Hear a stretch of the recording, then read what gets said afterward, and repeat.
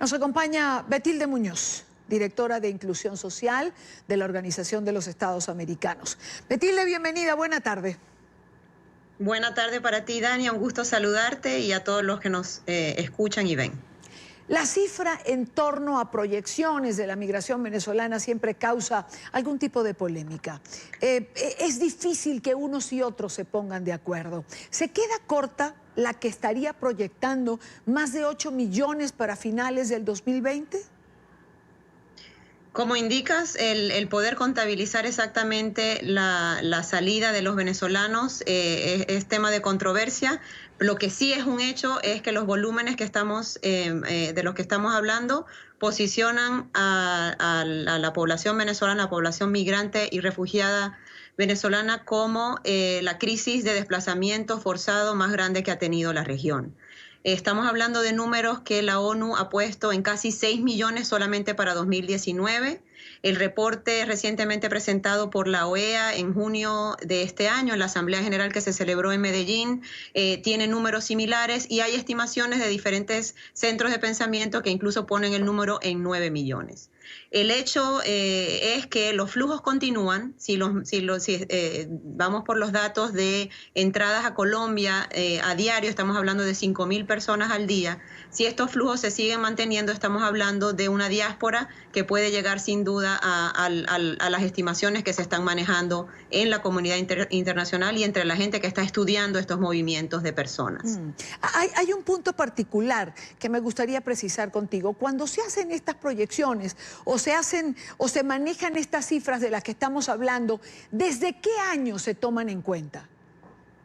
Estamos hablando del periodo comprendido a partir de 2015 en adelante, 2015-2016, pero lo que sí es un hecho es que los flujos aumentaron vertiginosamente a partir de 2017 en adelante.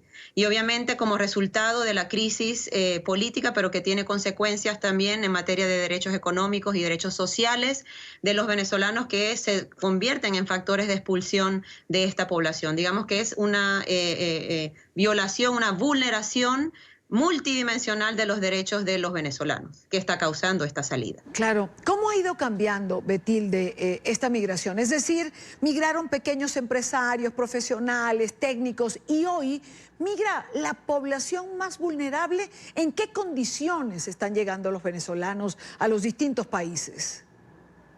Como indicas, la migración de venezolanos ha seguido ciertas olas, si se quiere, mientras que las más tempranas incluían a personas con cierto patrimonio familiar, con alguna vinculación a países como de Europa, digamos Portugal, España, Italia, que habían sido países de los cuales había recibido Venezuela migrantes y por esos vínculos familiares habían podido emprender caminos a otros países.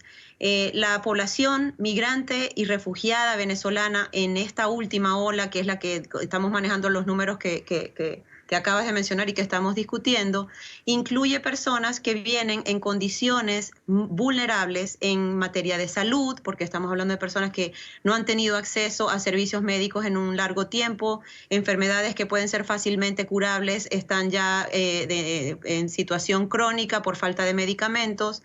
Estamos hablando también de personas que han perdido todo su patrimonio familiar, y estamos hablando de personas que vendieron un auto, el único carro que tenían para poder emprender el camino hacia Chile, donde saben que tienen amigos o familiares.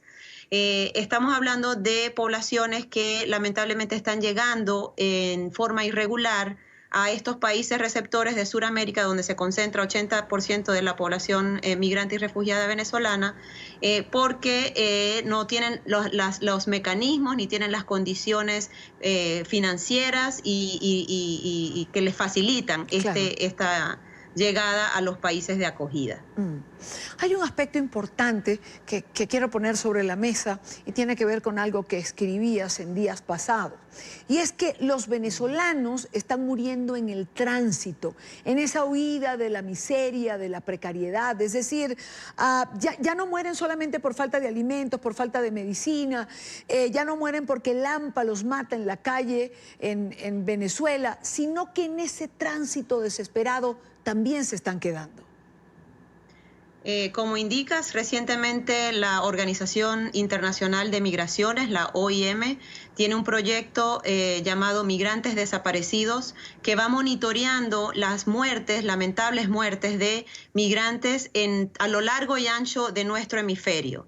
Y estamos hablando que en lo que va de 2019, alrededor de 500 personas lamentablemente ya han muerto en tránsito hacia otros países. Y esto estamos hablando de personas que mueren caminando o en el desierto, yendo hacia otros países, pero también personas que lo hacen a través del mar. Como digo, estamos hablando de personas que no tienen más remedio que utilizar las trochas, esos caminos ilegales e ilícitos que son víctimas de personas que trafican con migrantes, que les quitan del poco patrimonio que ya tienen para llevarlos a otro lugar y de algún modo también los vulneran y los abusan.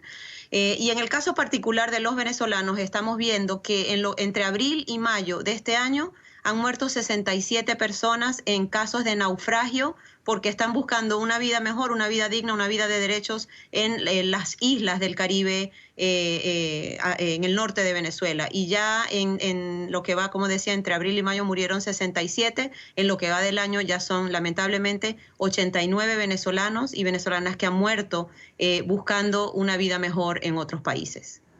Una cifra lamentable que además me imagino que puede ir increciendo porque además habrá un subregistro del que no tenemos claridad.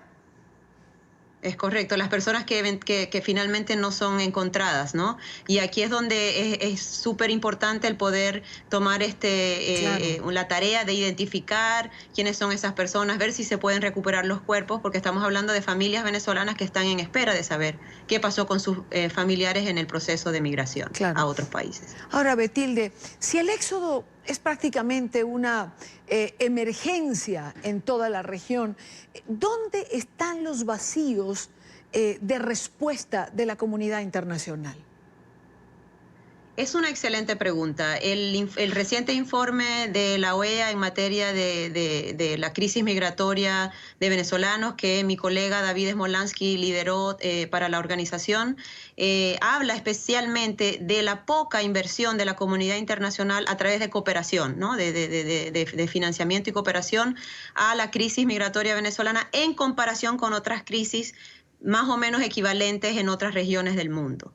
Yo desde la perspectiva del seguimiento que hacemos en la OEA entendemos que ya hay una inversión de varios donantes de la Unión Europea, de las agencias de cooperación como el ACNUR y la OIM que han invertido importantes recursos y hacen un importante trabajo también en el terreno de atención a los venezolanos, pero estamos hablando que los países receptores, la llegada masiva de tantos refugiados y migrantes venezolanos les genera costos en la atención en materia de salud, en darle un pupitre a un niño migrante venezolano que está llegando a sus colegios y para el cual no habían planificado. Todo eso genera una serie de costos a los presupuestos nacionales que es importante que la comunidad internacional los apoye y genere los mecanismos para que estos países y estas administraciones puedan acceder al financiamiento para poder proveer las necesidades de estos grupos de migrantes y refugiados de Venezuela. Y una última pregunta, Betilde. ¿Por qué hay esa diferencia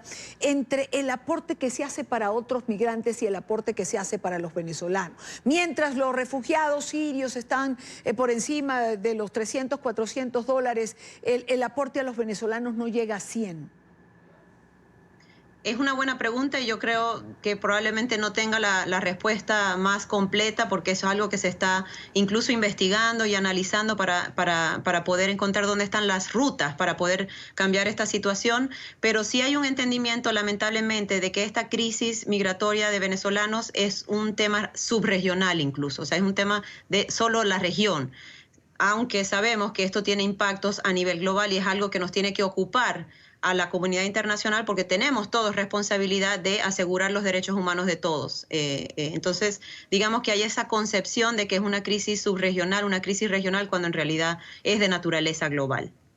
Betilde Muñoz, directora de Inclusión Social de la Organización de los Estados Americanos. Gracias, Betilde, siempre por estar con nosotros. Gracias, Idania. Un gran abrazo. Igual para ti.